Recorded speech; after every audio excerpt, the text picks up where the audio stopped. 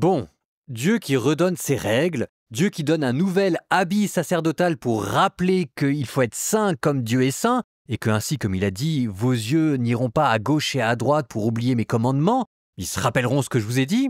Est-ce que ça a marché? On va voir tout de suite, hein. Nombre chapitre 16.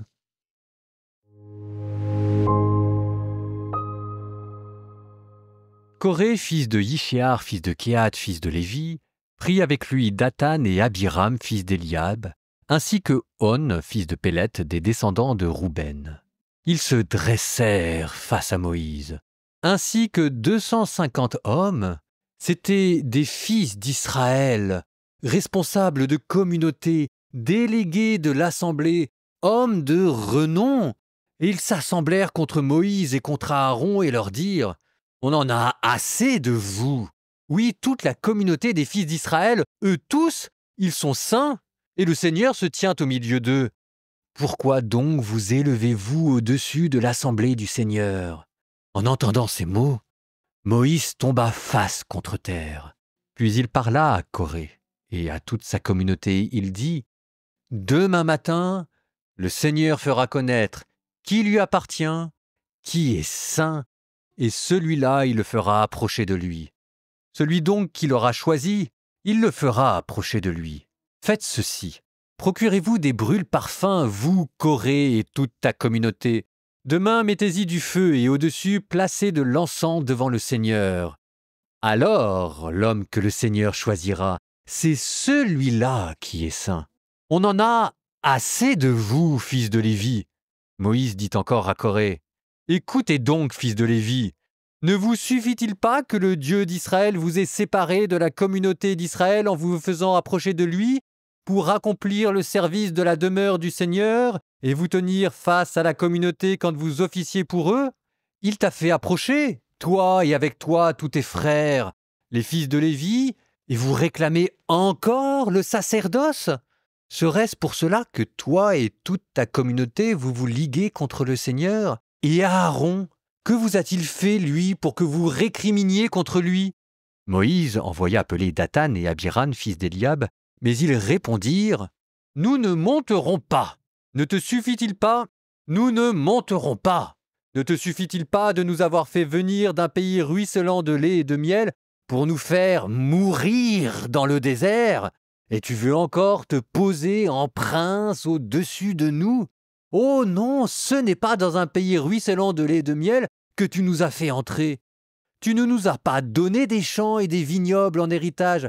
Même si tu crevais les yeux de ces hommes, nous ne monterons pas. » Alors Moïse s'enflamma d'une grande colère, et il dit au Seigneur, « Ne tourne pas ta face vers leur offrande. Je n'ai pas enlevé un seul de leurs ânes. Je n'ai maltraité aucun d'entre eux. » Puis Moïse dit à Coré, « Toi et toute ta communauté, soyez là demain devant le Seigneur, toi, eux tous, et Aaron. Prenez chacun votre brûle-parfum, vous y mettrez de l'encens, et puis vous vous présenterez chacun votre brûle-parfum devant le Seigneur. Il y aura 250 brûle-parfums. Toi et Aaron, vous aurez aussi chacun votre brûle-parfum. » Chacun prit donc son brûle-parfum, y mit du feu et plaça de l'encens par-dessus. Ils se tinrent à l'entrée de la tente de la rencontre, ainsi que Moïse et Aaron. Coré avait rassemblé contre ceux-ci toute la communauté à l'entrée de la tente de la rencontre. Et la gloire du Seigneur apparut alors à toute la communauté. Le Seigneur parla à Moïse et Aaron. Il dit « Séparez-vous de cette communauté, je vais les exterminer à l'instant. » Mais eux tombèrent face contre terre et parlèrent ainsi. « Ô Dieu, Dieu des esprits qui animent toute chair, un seul homme est en faute et c'est contre toute la communauté que toi tu t'irriterais. » Alors le Seigneur parla à Moïse. Il dit « Parle à la communauté. Tu diras « Éloignez-vous des abords de la demeure de Coré, Dathan et Abiram. » Moïse se leva et alla trouver Dathan et Abiram. Les anciens d'Israël le suivaient. Il parla à la communauté. Il dit « Écartez-vous donc des tentes de ces hommes-là, de ces coupables. Ne touchez à rien de ce qui leur appartient, de peur que vous ne périssiez pour toutes leurs fautes. » Ils s'éloignèrent donc des abords de la demeure de Coré, Dathan et Abiram, tandis que Dathan et Abiram sortaient et se tenaient debout à l'entrée de leur tente, avec leurs femmes, leurs fils et leurs jeunes enfants. Alors Moïse dit, « À ceci vous saurez que c'est le Seigneur qui m'a envoyé pour accomplir toutes ces œuvres. Je ne les accomplis pas de moi-même. Si ces gens meurent de la mort de tous les hommes, s'ils subissent le sort de tous les hommes, c'est que le Seigneur ne m'a pas envoyé. Mais si le Seigneur crée quelque chose, si le sol ouvre en sa gueule, les engloutit avec tout ce qui leur appartient, s'ils descendent vivants au séjour des morts, alors vous saurez que ces hommes ont méprisé le Seigneur. » Comme il achevait de dire toutes ces paroles, le sol en dessous d'eux se fendit. La terre ouvrit sa gueule et les engloutit avec leurs familles, ainsi que tous les gens de Corée et tous leurs biens. Ils descendirent vivants au séjour des morts, eux et tout ce qui leur appartenait. La terre les recouvrit et ils disparurent du milieu de l'assemblée. Et tout Israël qui était autour d'eux s'enfuit à leurs cris en disant « Pourvu que la terre ne nous engloutisse pas !» Un feu jaillit d'auprès du Seigneur et dévora les 250 hommes qui présentaient l'encens.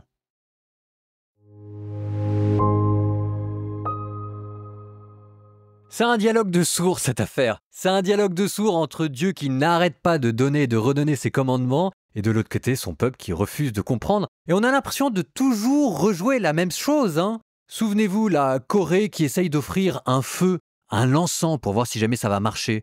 Ça vous fait pas penser aux fils d'Aaron, encore eux, Nadab et Abihu, vous allez même finir par apprendre les noms par cœur, qui avaient essayé de tenter d'offrir un feu, et ça s'était retourné contre eux. Donc, ils n'apprennent rien de leurs erreurs.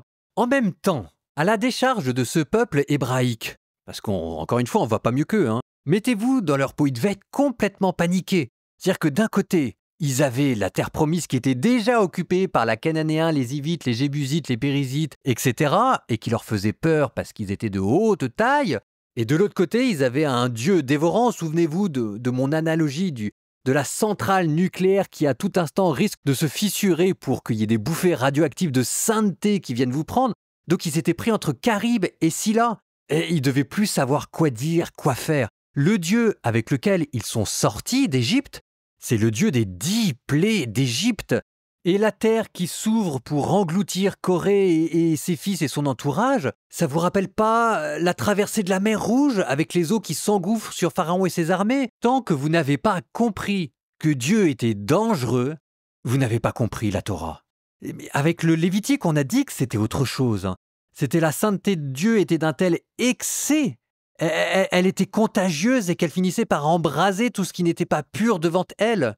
C'est un Dieu qui est dangereux parce qu'il est d'une telle puissance et d'une telle sainteté que tout ce qui touche, il le brûle, mais comme si c'était pas de sa faute. C'est pas comme si Dieu n'avait pas prévenu tout le monde. Et que le feu qui vient dévorer Corée, c'est que ce qu'ils n'avaient pas par rapport à Aaron, c'est que Aaron, à travers tous les rites de purification avec lesquels il est passé, avec tous ses vêtements de grand prêtre, il était comme isolé pour pouvoir résister à ce feu. Ce que ça veut dire, c'est que le peuple n'a toujours pas compris pourquoi est-ce que Dieu était dangereux.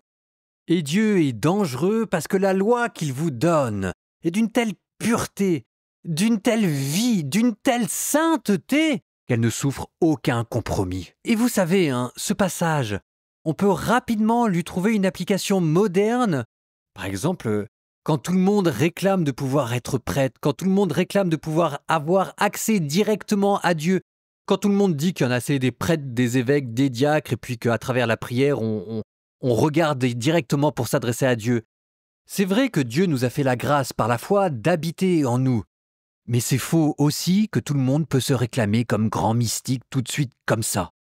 La sainteté que Dieu vous a mis par sa grâce à travers l'exemple de son Fils Jésus-Christ, vous ne la maîtrisez pas encore.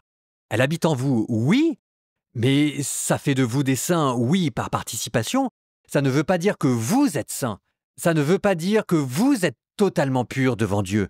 Ça ne veut pas dire que, c'est ce que je vous disais, vous maîtrisez la grâce. Vous ne vous l'êtes pas encore appropriée. Et donc tant que vous ne vous êtes pas encore approprié la grâce à travers des actions de foi et de charité répétées qui vous permettent de mériter et de mériter encore cette grâce qui est en vous pour la faire vôtre, en attendant, vous avez besoin de médiation. Alors les médiations dans l'Ancien Testament, c'était Aaron, c'était le prêtre, c'était le sacrifice.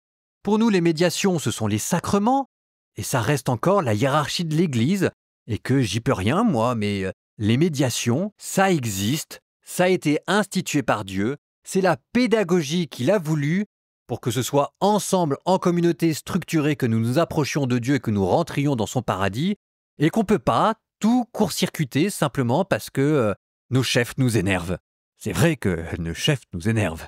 Mais en attendant, au ciel, il n'y aura pas de médiation. Au ciel, nous aurons un corps glorieux et nous aurons une volonté totalement réformée. Et donc là, nous serons les plus grands mystiques que la Terre a jamais portés. On n'y est pas encore, et tant qu'on n'y est pas encore, un peu d'humilité, on fait ses classes, on obéit et on respecte les institutions, la hiérarchie, la médiation que Dieu a voulu. Parce que c'est sa pédagogie. C'est la manière que Dieu a choisie pour que sa sainteté vive au milieu de nous, en attendant que nous la fassions nôtre. Avec la foi, nous avons les moyens de la faire nôtre, mais c'est par la pratique de la charité qu'elle deviendra nôtre. Et qui peut dire qu'il a accompli la charité ? Derrière la récrimination des fils de Corée, il y avait un orgueil spirituel, et la terre les a avalés. Mes frères, prions. Au nom du Père et du Fils et du Saint-Esprit. Amen. Seigneur, par ton œuvre de grâce, tu nous as réconciliés avec toi, et par ton Fils, tu nous as rapprochés de toi. À travers la foi, tu as mis la grâce et tu as répandu l'Esprit Saint dans notre âme, dans notre corps, dans notre esprit. Nous te demandons, Seigneur, que cette grâce grandisse en nous, devienne nôtre, devienne notre sainteté, et que nous puissions grandir devant ta face. En attendant, Seigneur, donne-nous de vivre les sacrements et à travers eux de déjà pouvoir imiter Jésus. Ce sont tes sacrements, Seigneur, qui nous rapprochent de toi. Ce sont tes sacrements, Seigneur, qui nous rattachent à toi. Et Seigneur, nous te remercions pour le don des apôtres. Nous te remercions pour le don des évêques. Nous te remercions pour le don des prêtres qui nous ont agrégés à ton peuple et qui ont gravé en nous l'image de ton Fils éternel, Jésus-Christ qui est mort pour nous. Pardonne-nous nos révoltes, ne nous en tiens pas rigueur, et que l'abîme ne nous avale pas. Et vous, que Dieu vous bénisse, le Père, le Fils et le Saint-Esprit.